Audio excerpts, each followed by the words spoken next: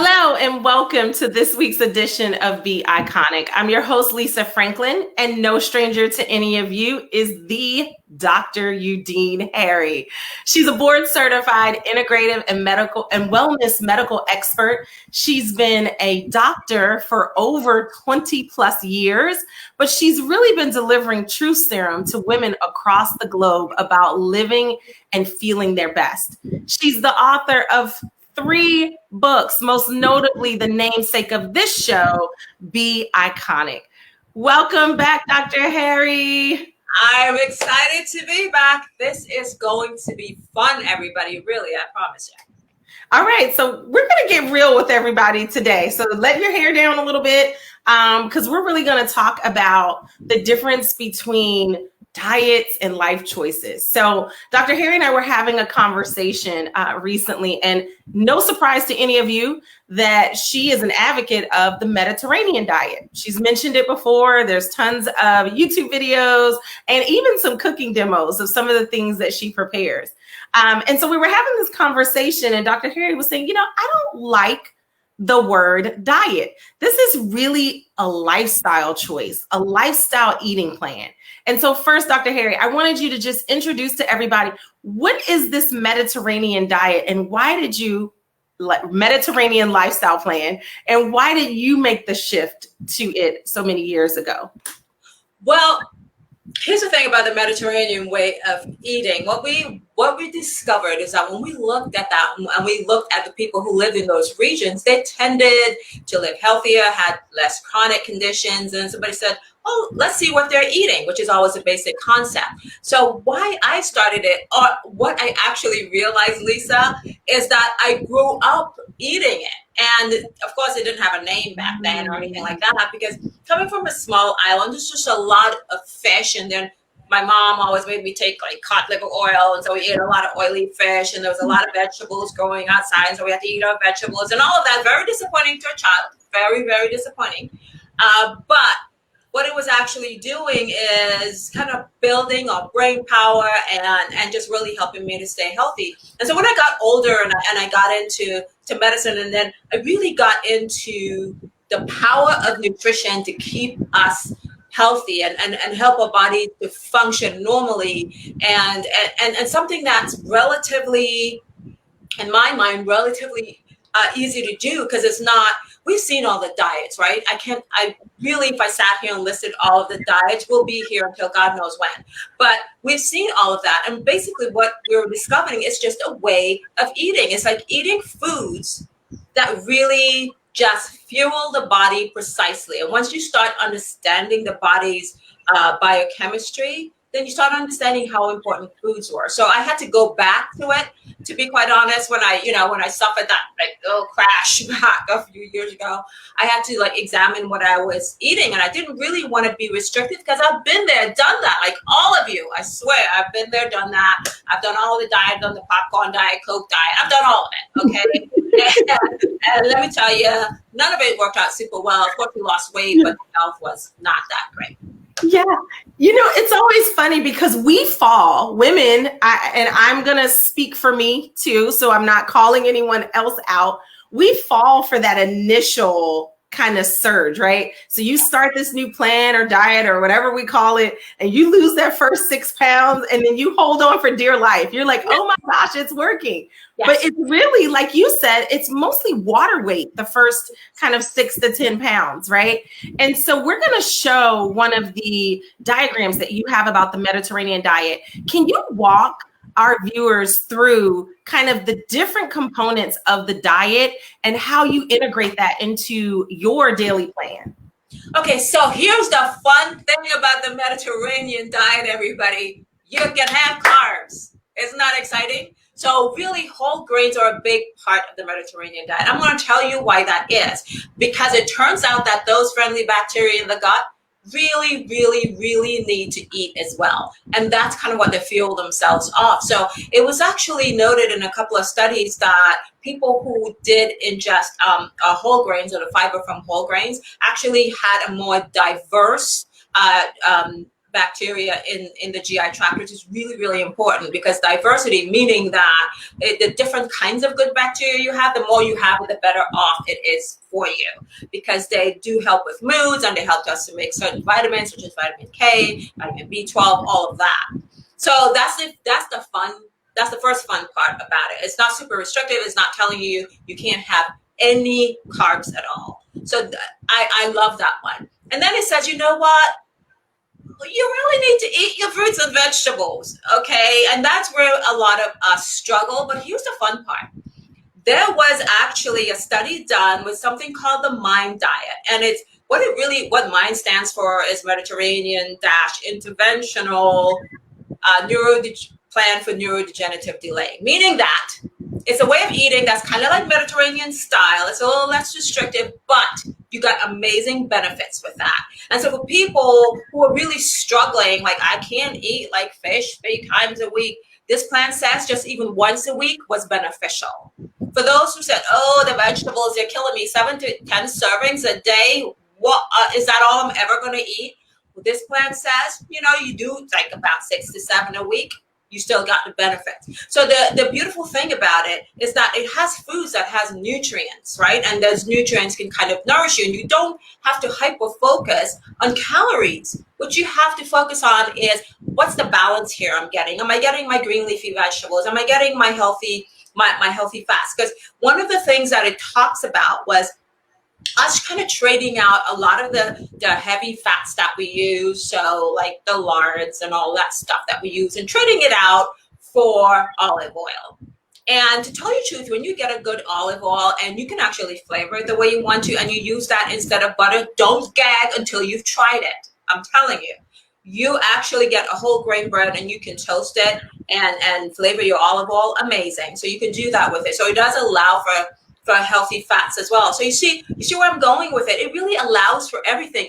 And the extra fun part about this is that it says you could have a glass of red wine a night. Like, what?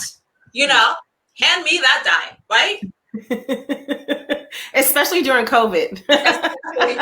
Okay. So saying, hey, this is all beneficial for you. So what I'm seeing on that diagram, so there's a couple things that you said. Number one, because this is in contrast to a couple of diets that I'm getting ready to ask you about. That's why I'm pointing this out. But like, it's monthly small amounts of red meat and sweets. Yes. So you can still have a little taste of your sweets. Yes. Take that out. But you're doubling down on fish. Is it the omegas? Is it salmon? And is that what you're going for? It's all of it. Let me tell you, because of course it has the omegas and it has protein, all of which are really important, right? But then if you one of your fish choices is like salmon. Salmon has this amazing thing in it that gives it that kind of color that you see that it has, called astaxanthin.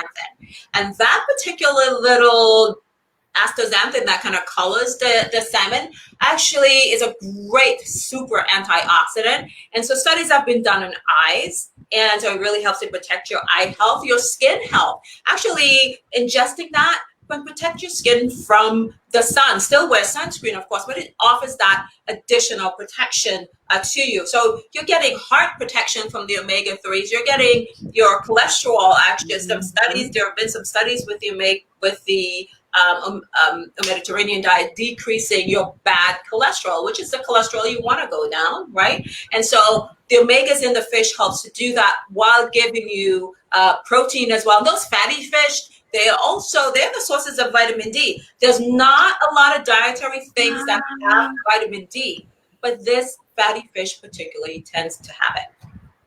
That's super important, because I was reading, even when we talk about the instances, and I know a number of doctors have come up about the difference in individuals who have been more susceptible to the extreme cases of COVID, lack of vitamin D or decreased levels of vitamin D. Those of us that live in areas like Florida, we have lower levels of vitamin D because it's so hot. So when you go out in the sun, you usually are covered up or you go back in.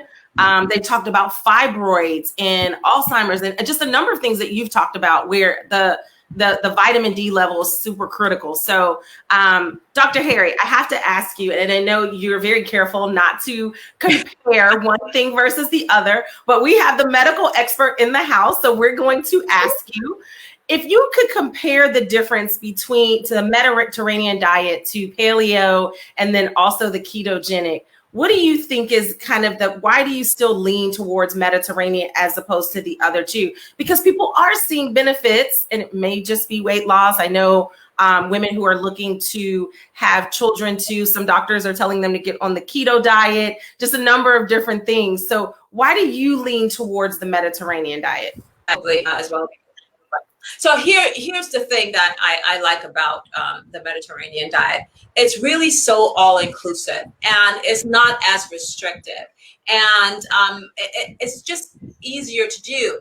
Here's the thing about the other diet. And like I said, if these things are done well, and everybody is different, etc. But the thing that I've seen things like the keto diet not necessarily being done well, and the types of fats that are chosen and not really the healthier fats. And so it's really, generally speaking, not focused on the types of the types of fats that you're eating. And the Mediterranean diet says, hey, listen, we need these types of fat in the diet. Now, of course, you can do the ketogenic diet that way as well. And not many of us know that us avoiding carbs for the long haul, not too many people want to be around us, I can tell you. Because we can get a little irritable, a little cranky. So there are very few people who can do restrictive things. Yeah. Like that, and feel like a failure. So if you're able to do restrictive things like that, and you're able to do it well, and you're able to monitor your nutrients going in, because certain diets can lead to certain nutrient insufficiencies and deficiencies, and so you want to be aware of that. The Mediterranean diet is so all-inclusive that it tends to include most of your nutrients and tends not to exclude anything. And there's so many benefits that has been particularly associated with it that, well, why not give it a go? Something says, a way of eating can decrease my risk for Alzheimer's. Like, sign me up. I mean, it can be a significant decrease as well. I mean, some studies show from 50 to 80-something% decreased risk with eating that way. Of course I would. And then it gives heart benefits as well, and decreases inflammation, and helps us to actually reduces our risk of chronic illnesses, and we tend to live longer. And it's just an all around good diet, in my opinion. Good. Well, and you look good, and you're a walking testimony. So I am a believer. I have to ask you now, let's put this into action. I'm in the grocery store with you. What's in your cart? Yes. Well, before I get to like the dark chocolate, which I always must have, that is a must. I love this. I, of course, then start off in the vegetable section, because, that's usually very close and on the outside. And I want to make sure that I have colorful things in my cart. And so, I will pick up whatever colorful thing you like. Like I love like kale and arugula, and you might like something else. So I will put squashes, whatever is in season and is really colorful. And I love seasonings, because the one thing I will always pick up is fresh herbs and seasonings, because it doesn't matter what you're cooking, you can really flavor it to your taste. Right. So I'm definitely I love cilantro. It's like one of my favorite. The smell of it to me is just amazing. So, the gingers, all those kind of things you will see me doing. And my berries, I love berries. Again, deeply colored things. I love to experiment with them and see what I can do with them. So I'm not perfect, y'all. But I will definitely make my way over to the chocolate section, and I console myself. It's like, okay, I will get 70%, and that makes me feel better. So, and then, you want to go, I definitely go to fish, and because I do like fish. I grew up eating fish. I know not everyone likes fish, and that can be an issue. But if you can even get one time, just in there, it actually can be. So the type of chips, people say, well, do you even eat chips or anything like that? Of course I eat chips. I just don't eat them all the time. So I love plantain chips. They're like my favorite. And yuca chips. Those are my guilty chip pleasures. Okay, so I have yuca chips and plantain chips because I'm going to follow at least a little bit of this as well. So now you mentioned chocolate, Dr. Harry, and I think you froze for just a minute. So I know the ladies specifically are going to ask what type. So how do you pick a chocolate in the grocery store that follows under this diet? Well, the way that you pick a chocolate is you look for 70% dark chocolate or above. I'm going to be super honest with you. If you go above 7%, it starts getting a little bit of a bittery taste that most people are not big fans of. So if you stick with 70%, you can still get that creaminess that most of us love in a chocolate. But you're also getting the benefits, the antioxidant value of that cocoa in the chocolate because it's about 70%. That seems to be the magical number with that. Okay. Yeah. It's funny because I always hear about the berries being the ideal fruit. And so typically those are the most expensive. And so individuals are trying to figure out, well, how do I pick and choose? I know I was joking with some moms this weekend because we eat a lot of berries in my house. But my kids love the berries as well. And so I try to steer them away from eating all of them because it's so expensive to replace it. Right. So berries. Well, berries, especially when they're out of season, right? We all know there's certain times I go, they're out of season and they're just prohibited. I was like, I'm not paying that for that. That's ridiculous. So ultimately, I would do frozen berries because then you can do smoothies with that. But you can also start, just kind of pick things when they're in season. Like, of course, I love from January on when we start getting strawberries and blueberries and, and those kind of berries. But when they're not in season and they start costing an amount of money that really does not fit into your budget, I'm going to tell you what you can do with that. You can actually just start doing some brightly colored squash and winter vegetables at that point until the berry season comes around. Mother Nature has been really generous with us, and every season there are different things that you can use. So a key thing that I would say, just look for the brightly colored fruits and vegetables, and they're usually a good substitution if you're not able to do berries because they're really just cost prohibitive. Yes, they do have a lot of value. Yes, they have been really key in brain health, and we're starting to see heart health and things like blood pressure. They're really key with that. But they're not the only thing that Mother Nature has decided to give us to help us with that. Yeah. So in the interim, try some other things. So we have a couple of questions. I'm going to start with the first one, which is Shahira says, I'd love to bake. Can I continue to bake cookies, pies, and cake on the Mediterranean lifestyle? You can continue to bake them. Absolutely. You just can't eat a ton of them, right? Because the Mediterranean diet says, or even the Mind diet, and that the Mind diet, again, is Mediterranean based. It's primarily saying, you know what? You're allowed to have like up to 5 servings of pastry a week. So just diet I can get around.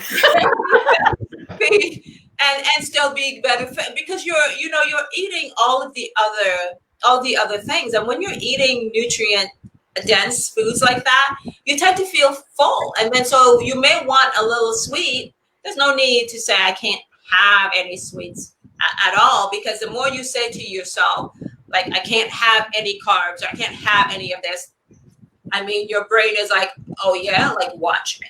Yeah. So it's just you can't really go into that phase. You have to start thinking, and I love this terminology that I've been seeing lately, like intuitive eating. Is just really just listening to your body, listening to what it wants. And the key thing to doing that is to slow down when we're eating, pay attention. Mindful eating is much, much, much more important than thinking about, like, obsessing about calories. If you're mindful eating, It means you're really paying attention to the taste. You're really paying attention to how it makes you feel. You're really taking the time to chew and digest and truly enjoy. Your body then has time to give you signals about what it needs and when it's had enough. The truth is, even with desserts and so on, by the time if we're eating this big slice of whatever it is, I can tell you by the time we get halfway through, if we're really paying attention, it doesn't taste as good as it did in the beginning. And so that's what I mean about mindful eating. Your body lets you know. And so ultimately, that really kind of allows you to just relax into your inner physician that really already knows. Don't speed eat, right? I say that to, like, I know, because I did it as a resident. It's like, how many sandwiches can you stuff in your mouth for 5 minutes? Yeah. No, that's a good point. I think you said once before about the first 4 bites or the first 3 bites are the best. Okay. All right. So then the next one is, you talked a lot about fish and you mentioned a little bit about salmon. Another question is, which is the best type of fish outside of salmon? What are some other types of fish that people should be looking for? Like in the ideal world, right? You would love sardines and anchovies and herring and those sort of things. But I get it. Those can be really, really, really fishy. Right? So most people usually make an amazing face when I say that. So tuna is a great one. Tuna, okay. I don't find to be super fishy. And yes, the tuna in the pouches and so on, that counts too as tuna. You can have fresh tuna, which sometimes can be pricey, or you can also have the prepackaged tuna, which also works as well, because tuna has omega-3s. The concerns with the larger fish and is like, okay, are they accumulating like too many metals? And that's why pregnant women are really told to monitor their fish intake. And the same goes for us.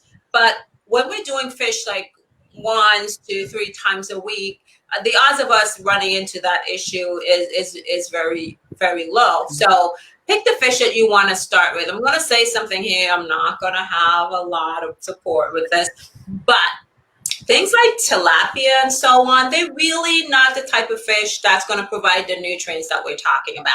They can probably provide the protein, but they're not going to really be super high in omega-3s and things like that. Okay. All right. You guys heard it here. Salmon, we already knew. Tuna, tilapia, you're just kind of eating it a little bit for fun, but not really the nutrients that you need. All right, Dr. Harry, we are almost out of time and it seems like we just started, but this is actually, and I love the way your face lit up as soon as you got to talk about fish. So that is very interesting. You brightened up and we're like, my favorite. Can't wait to share. So we will definitely post some links to Dr. Harry's YouTube videos, some additional posts that she has around recipes for those of you that want to find out more. But what's the biggest tip that you have for people, for ladies, especially we've been home now for 8 months, or I can't remember how long we've been home. And people are still kind of struggling, trying to find their groove in this eating process. What's your last tip as we go out? Well, the major thing is, like, stop beating up on yourself about being perfect about eating or whatever else concept that you have. Nobody is perfect. Some days you're going to do really well. Some days, you're not going to feel that you've done as well. So when you wake up the next day, just start over and know what you need to do. I think interestingly enough, if we stop beating ourselves up for these perceived failures that we have, it's not a failure. And the thing about the Mediterranean way of eating is it just allows for so much. So you're not failing, you're learning, right? You're learning what works for your body. And just because it's like 10 servings of vegetables, what might work for your body, like 6 or 7. So like paying attention and you're just really learning what truly works for you, and it's okay to do that. So it's that time that we have to sign off. I wanted to point out though, because I am a advocate of Be Iconic. Ladies, if you open and go into chapter 2, there is on page 39, power your brain with healthy nutrients, sleep, exercise, and hydration. I encourage you guys to read this after you listen to this video and take heed to some of the additional videos and resources that we're going to post below. As always, if you want to reach out and connect with Dr. Harry, you can schedule even a virtual appointment right now at www.drharrymd.com. I added an extra doctor in there because you're so fabulous. But it's www.drharrymd.com. Please, if that is not something that you're ready for right now, guess what? She has a private Facebook group called Be Your Own Icon. You can be your own icon. You do not have to look at the magazines and everybody else that you see on Instagram that's posting about how they've lost 20 pounds in this pandemic and they're just doing everything right. You know, we are human, and Dr. Harry will walk you through that process with accountability partners. Join the group today. We will also post the link here in the comments. So if you can't find it, we will be able to direct you there. Listen, this is a journey. This is a journey. And one of the first steps is also some of the information that you have accessible to you right here on this channel and also in this book. I want to thank everyone for joining. Thank you, Dr. Harry, as always. Just love your spirit and love your presence in general is super supportive. And so until next week, thank you guys. Live, laugh, and be iconic. Talk soon.